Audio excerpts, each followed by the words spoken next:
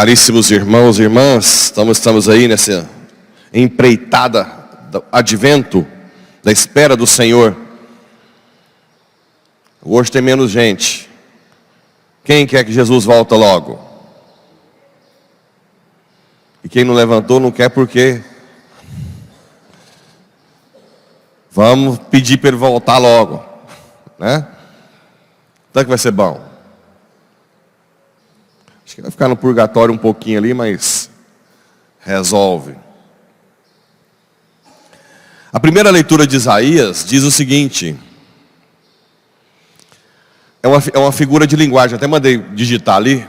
Não sei se tem professor de português. Eu acho que encaixa a palavra metonímia. Chique, né? Metonímia é o quê? Quando fala Jerusalém, em relação como se fosse todo o povo, o resto de Israel e Jerusalém, todo o povo, o resto, o pequeno povo que foi fiel. Está falando Isaías. Durante toda a história, existe um pequeno povo que é fiel a Deus. E é com esse povo que ele diz, vamos subir, né? E nos ensina a cumprir os preceitos. Deixa eu ver se está certo aqui. O povo do Senhor terá esplendor e glória. O fruto da terra será de grande alegria para os sobreviventes de Israel. Sobrevivente de quê? De toda a sedução do demônio, Satanás, o ataque, né? Os que forem deixados em Sião, os sobreviventes de Jerusalém, serão chamados santos. O céu não é para todos, é para os violentos. Quais violentos? Os que matam os outros, bate. Os violentos contra suas paixões, seus desejos, que domina a si mesmo. Esses são os violentos do céu. Quem deixa ser levado pelas paixões, não ganha o céu. Por quê? Porque a consequência do pecado original foi justamente tentar ser independente do Senhor. Quando você tenta ser independente do Criador, você não consegue dominar suas paixões. Por isso que lá em Romanos capítulo 1 eles foram largados às suas paixões. O homem foi deixado à deriva, né? Porque quis viver sem um Criador. Por que as paixões eram ordenadas antes? Porque a graça de Deus estava em contínuo contato. Nós não fomos feitos para nós mesmos. Nós fomos feitos para Ele. Assim como o filho foi gerado para amá-lo. Que sentido tem aliás, se o filho não fosse a sua maior função, ser filho, nem se chamava filho, né? Concorda? É tão forte a ligação que um é pai por causa do filho e o outro é filho por causa do pai. Como é que o filho vai contra o pai? Só que na Trindade, claro, perfeito, o Pai gerou o Filho no amor que é o Espírito, e o Filho ama o Pai no amor que é o Espírito Santo. 3 pessoas perfeitas, né? E depois o Filho encarna e prova o amor dele no tempo. 2 vezes então. Jesus se doa na Trindade e se doa no tempo. Algo extraordinário, né? Então, o ápice do cristão é relacionar-se com o Criador. E se você não relaciona com o Criador, você não consegue dominar suas paixões. Se você não consegue dominar suas paixões, você não vai para o céu. Ponto. Acabou. Não tem discussão. Não precisa ter grande... Olha só. Quando o Senhor tiver lavado as imundícies das filhas de Sião, ou seja, lavar no sangue do Cordeiro nossos pecados. Através do que nós temos para lavar? Sacramentos. Confissão, Eucaristia. Limpando com espírito de justiça e purificação, né? E fumaça clama durante a noite. E será proteção para toda a sua glória. Uma tenda para dar sombra.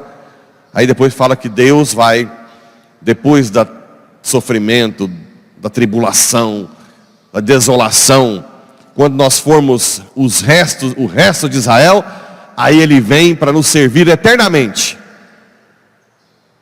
Eternamente. É um mistério muito grande o sofrimento de hoje, né? A gente não entende às vezes. Mesmo a gente que está na igreja, rezando, né? Sábado eu fui no aniversário da minha sobrinha, e uma mulher que trabalhava para minha mãe, na casa dela, hoje ela não trabalha mais não, mas ficaram amigas, está com 2 criancinhas pequenininhas, e o marido morreu de câncer. Pequenininho. E ela magrinha. Aí ela me viu e começou a chorar e disse que está cada dia pior. Ela veio da Bahia, né? Estava trabalhando, o marido lá, os 2 trabalhando, construindo pouco a pouco, os meninos apegados a ele. Como é que você entende? Não é?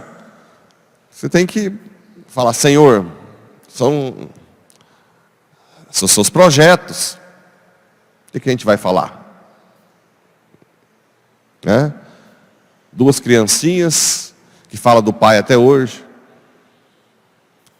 Às vezes a gente não consegue dar uma, né? Claro que a gente sabe que a felicidade vem do alto, que Deus é tudo, mas não é fácil. Não é fácil. É muito difícil. Mas se ela perseverar, vai chegar um momento que Deus vai consolá-la. Vai consolá-la. Deus vai dar a graça. E no Evangelho, é algo para nos alertar, que é o centurião. O centurião, ele é um soldado pagão, então, né? Pagão.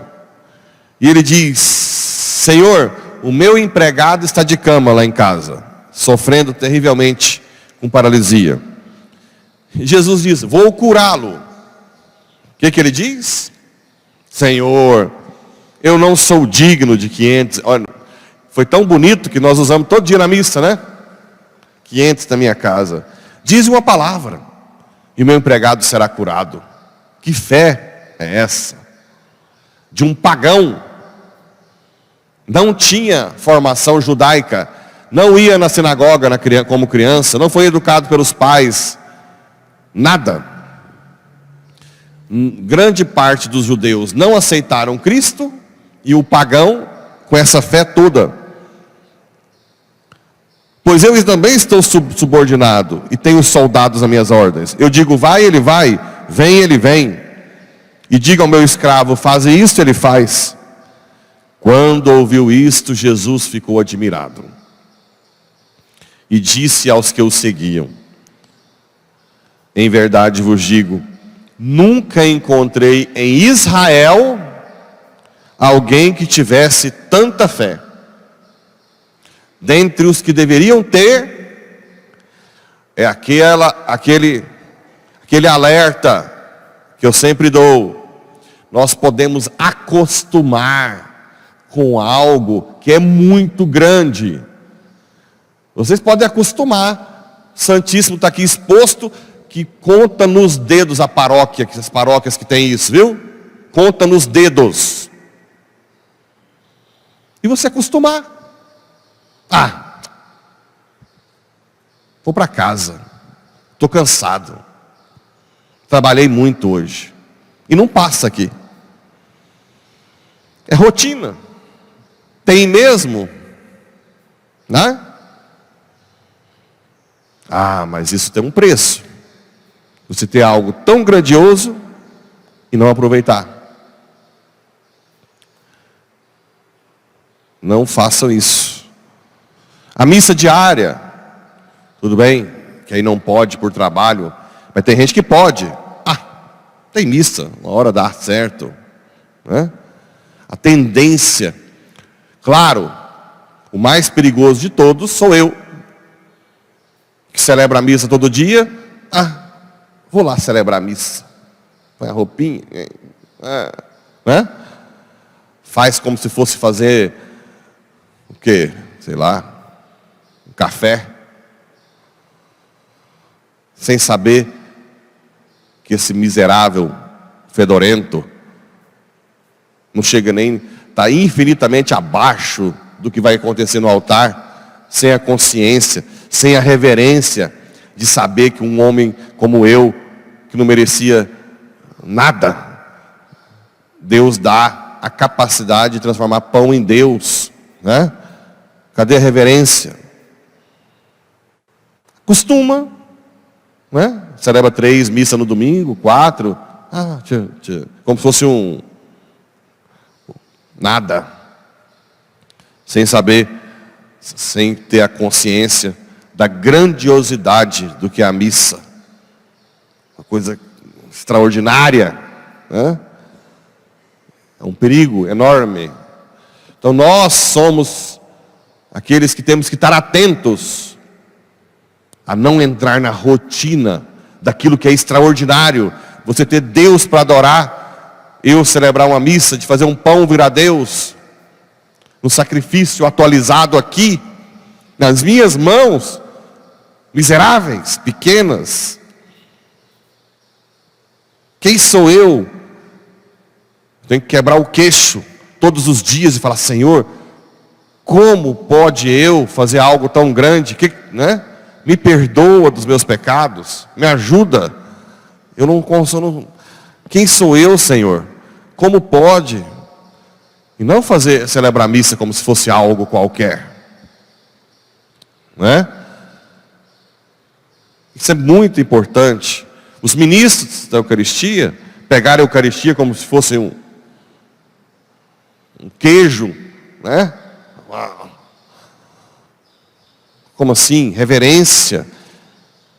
Eu nunca quis ser ministro da Eucaristia, extraordinário da comunhão, como leigo.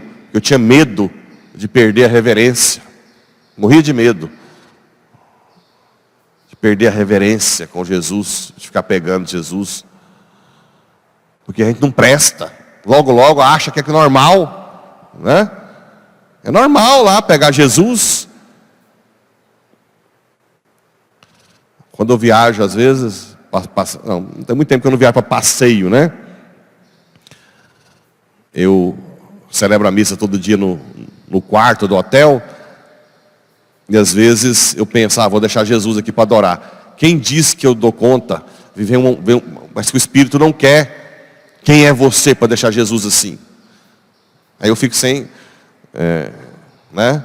Eu não consigo ficar carregando.